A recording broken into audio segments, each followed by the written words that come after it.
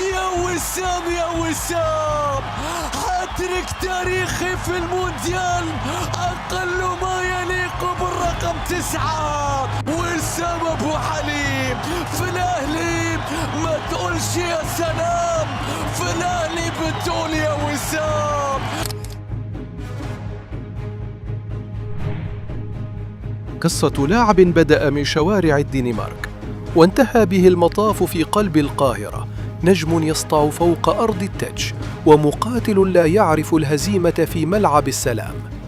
وسام أبو علي اسم بدأ يتردد بقوة في الأوساط الرياضية، ولكن من هو؟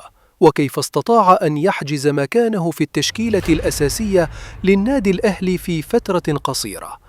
وما هو سر هذا الصعود المفاجئ؟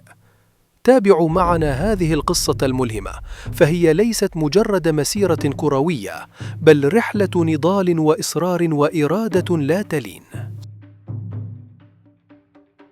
ولد وسام هيثم أبو علي في الأول من يناير عام 1999 في مدينة آلبورغ الواقعة شمال الدنمارك لأبوين فلسطينيين. نشأ وسط مجتمع أوروبي حديث، لكنه لم ينس يوما جذوره العربية، فقد ظل يحمل فلسطين في قلبه أينما ذهب. منذ نعومة أظافره أظهر شغفا كبيرا بكرة القدم، فالتحق بأكاديمية نادي آلبورغ وهو في 4 من عمره، وهناك نشأ وتدرب وتعلم مبادئ اللعبة حتى أصبح لاعبا محترفا.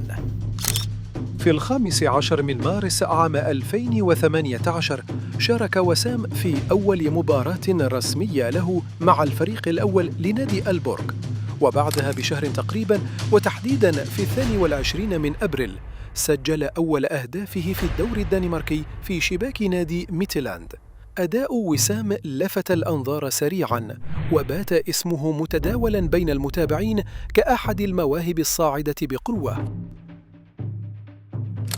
في يوليو من عام 2023 خاض تجربة جديدة في الدوري السويدي مع نادي آيكي سيرياس، وهناك قدم أداء متميزا، فسجل 10 أهداف في 16 مباراة فقط، مما لفت أنظار مسؤولي النادي الأهلي المصري الذين كانوا يبحثون عن مهاجم قوي يمتلك روحا أوروبية وحماسا عربيا. في 11 من يناير عام 2024 أعلن النادي الأهلي رسمياً التعاقد مع وسام أبو علي لمدة 4 سنوات ونصف في صفقة بلغت قيمتها حوالي 2 مليون يورو. منذ اللحظة الأولى كان واضحاً أن اللاعب يمتلك إمكانيات كبيرة.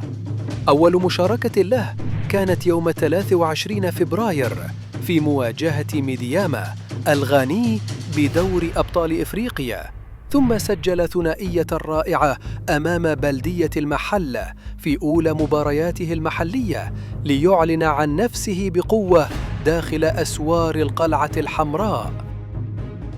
ساهم وسام أبو علي بشكل مباشر في تتويج الأهلي بلقب دوري أبطال إفريقيا لموسم 2023-24، وسجل خلال الموسم 19 هدفاً، ما جعله من أبرز اللاعبين في التشكيلة الأساسية.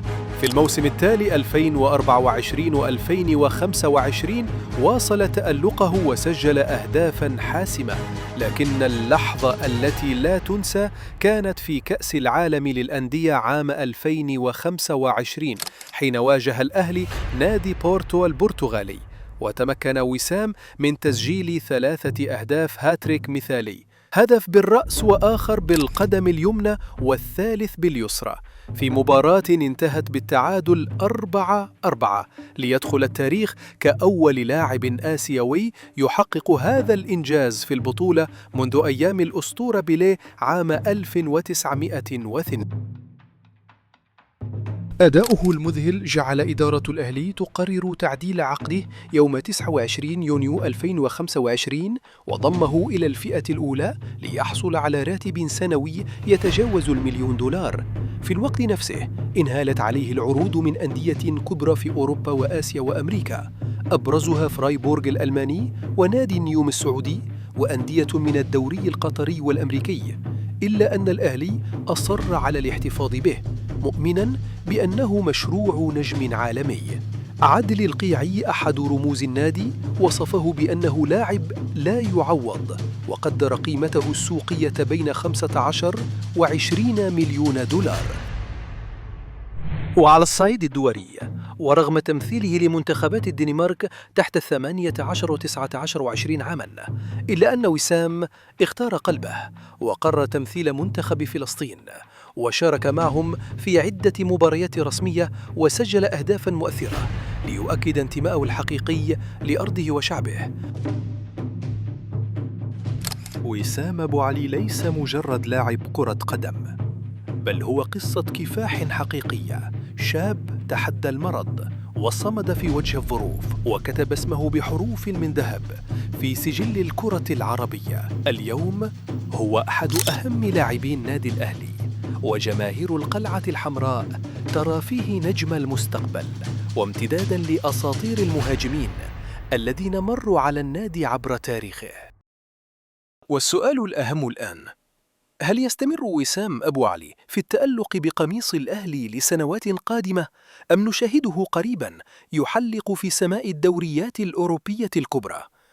شاركونا آراءكم في التعليقات، ولا تنسوا الإعجاب بالفيديو والاشتراك في القناة، فلدينا المزيد من القصص الملهمة القادمة.